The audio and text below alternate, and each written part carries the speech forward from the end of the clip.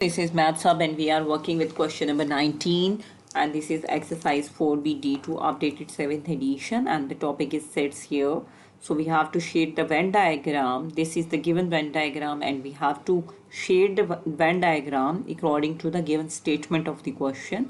तो इसमें आपको P यूनियन Q कॉम्प्लीमेंट को शेड करना है. तो सबसे पहले आप P को शेड कर लें. How will you shade P? P को फॉर एग्जाम्पल हम हॉरिजेंटल लाइन से कंप्लीट पी को शेड करेंगे जहां तक पी की पूरी ये बाउंड्री है. फिर उसके बाद आपने शेड करेंगे, ये हमने पी को हमने हॉरिजेंटल लाइन से शेड कर लिया.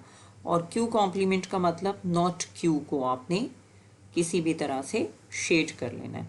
अब नॉट क्यू को हम सिर्फ क्यू की बाउंड्री में हमने एंटर नहीं होना, फिर हम इसको बाकी रिमेनिंग रीजन को हम ऐसे वर्टिकल लाइन से मेंशन कर रहे हैं. सिर्फ आपने क्यू की बाउंड्री में एंटर नहीं होना, बाकी आपने सारा रीजन यू में से कवर अप कर लेना है. सो फौरन से शेडिंग नहीं कर रहे बिकॉज ये किसका इनडायरेक्ट वे हो गया. सिर्फ क्यू की बाउंड्री को आपने टच नहीं करना. तो यहाँ से आप देखो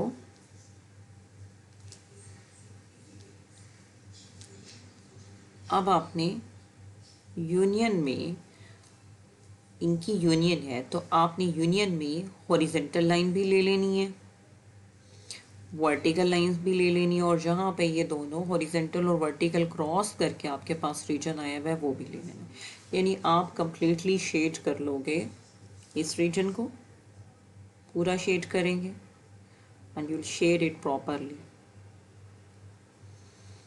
इसको आप शेड करेंगे,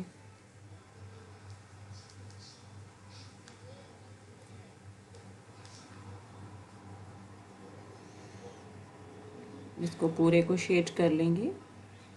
you can use lead pencil for this one. ये पूरा शेड हो गया और ये भी पूरा शेड हो जाएगा. मीन्स ये पूरी ये शेड हो गया और जहाँ पे आपके पास ये अंदर वाला रीजन है ये भी शेड हो जाएगा. अब आप इसमें ज़रा प्रोमिनेंटली मेंशन कर लेंगे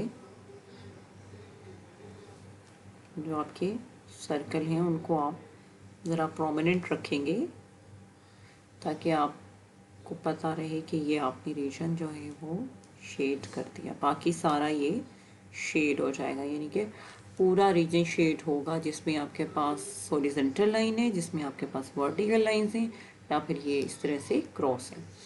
now will be talking about P intersection Q. अब ये है पी क्यू और हम सबसे पहले will be working with P. अब हमने सबसे पहले पी को फॉर एग्जांपल हम हॉरिजॉन्टल लाइन से पी को मेंशन करें तो इसमें पूरा पी आएगा. पी में क्यू भी है तो वो भी इंक्लूड हो जाएगा. फिर उसके बाद इसको हमने पी को हॉरिजॉन्टल लाइन से मेंशन कर दिया. क्यू कॉम्प्लीमेंट में नॉट क्यू, क्यू के अलावा बाकी सारा हम वर्टिकल लाइंस लगा रहे हैं इसमें. नॉट क्यू तो आपने इसकी बाउंड्री के बाहर बाहर इस तरह से वर्टिकल लाइन लगा ली. Not Q.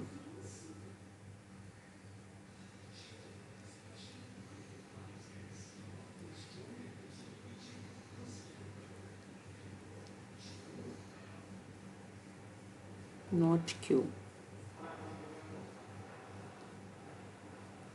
Not Q.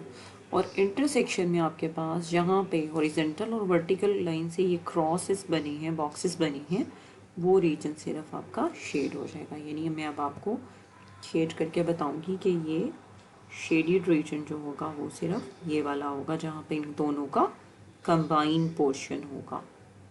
तो you will shade it only this part of the diagram. आपने ये वाला पार्ट जो है वो शेड कर देना है इसका. So you will shade this portion only. ये आपने इस तरह से इसको शेड कर दिया।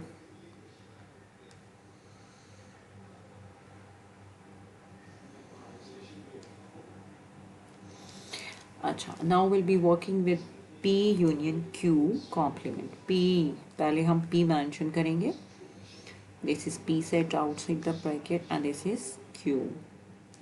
P को हम पूरा का पूरा फॉर एग्जाम्पल हॉरिजॉन्टल, आपकी चॉइस है, आप हॉरिजॉन्टल से करें, आपकी चॉइस है आप वर्टिकल से करें, या फिर आप डिफरेंट कलर से भी कर सकते हो इसको। तो P के लिए पहले आपने इसकी हॉरिजॉन्टल लाइंस लगाई, the complete P। Then for Q आपने इसमें वर्टिकल लाइन लगा लेनी है Q में।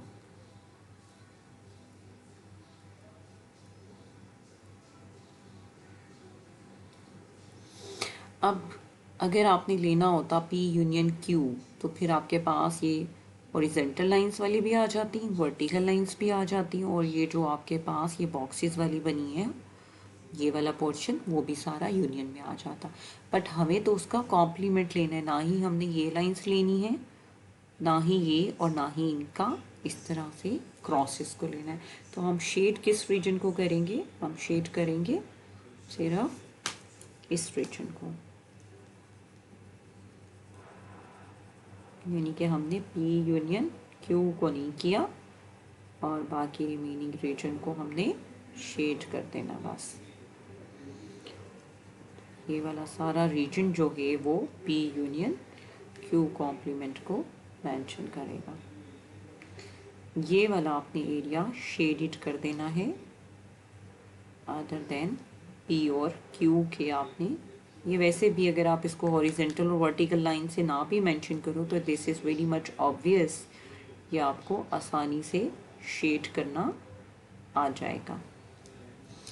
इसमें अनशेडेड पोर्शन कौन सा होगा, अनशेडेड पोर्शन ये वाला पोर्शन होगा, और ये अंदर वाला पोर्शन भी अनशेडेड होगा।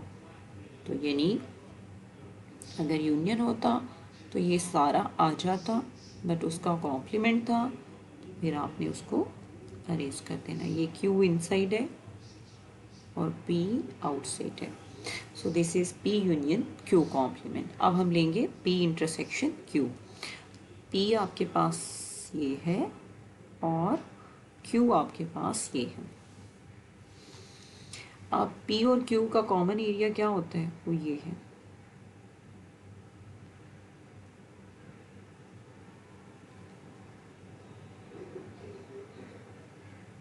किसी भी तरीके से आप कर लो P और Q का कॉमन, क्योंकि Q इसका सबसेट होता है, तो ये Q का कॉमन एरिया है। बट हमें कॉमन एरिया नहीं लेना, हमें इसका कॉम्प्लीमेंट लेना है। तो आपने बाकी सारे को शेड कर देना है, इसको अनशेडेड रहने देना है। अगर हमने सिर्फ अंदर वाले का लेना होता तो ये होता, बट हमें अंदर वाले का कॉम्प्लीमेंट लेना है, तो हमने बाकी सारे को शेड कर देना है, और इसको हम अनशेडेड, ये जो रेड रीजन है ये अनशेडेड होगा। बाकी आप सारे को शेड कर दोगे, अनशेडेड आपका ये वाला रीजन आ जाएगा, ये वाला।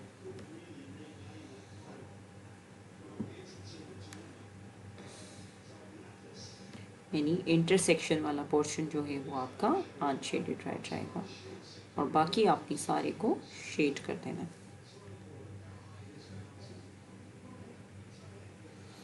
नाइसली इसको शेड कर दीजिएगा और प्रोमिनेंट रखिएगा सेट P को और Q को, ताकि आपको पता रहे कि आपने इसको भी शेड किया है, and the remaining portion from universal set as well. तो बाकी यूनिवर्सल सेट के रिमेनिंग पोर्शन को भी आपने इसी तरीके से शेड कर दिया, और हम इसके थोड़ा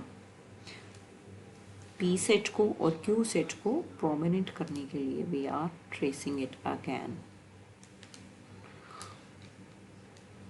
आप अपनी नोटबुक पे you will do it with pen और पेंसिल, तो वो आपके लिए कन्वीनियंट हो जाएगा। ये सारा शेडेड है, रेड और ब्लैक वाला सारा ये शेडेड है, सिर्फ इंटरसेक्शन पोर्शन जो है वो unshaded. And where is the intersection portion? This one is the intersection portion. ये इसका combined portion है P और Q का. So this is all about question number 4 part of it. Thank you.